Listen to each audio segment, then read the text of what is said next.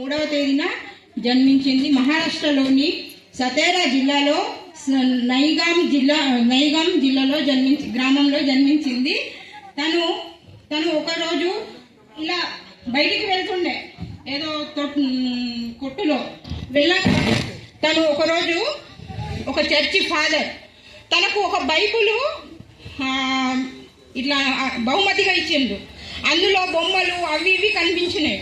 కానీ సావిత్రిబాయికి అందులో ఏమున్నదో తెలియట్లేదు. అక్కడ ఏం రాస్తుంది, అసలు ఏంటిది, ఇది నాకు ఏం చదువు రాదు కదా, మరి ఏం చెయ్యాలి, దాన్ని ఇవి అన్నీ నాకు తెలియాలంటే నేను చదువుకోవాలి.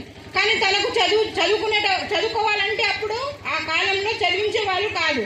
అందుకే చాలా బాధపడింది. ఇక అలాగే ఉండగా మన మహాత్మా జ్యోతిబారావు ఫూలేతో 9వ ఏట తనకు 9 సంవత్సరాలు ఉన్నాయి సావిత్రిబాయి ఫూలేకి. ఆ ఏట తనకు పెళ్లి జరిగింది జ్యోతిబారావు ఫూలేతోని.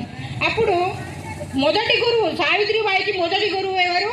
మన జ్యోతిబారావు ఫూలే. తను ఇలా జరిగింది. ధన్యవాదాలు.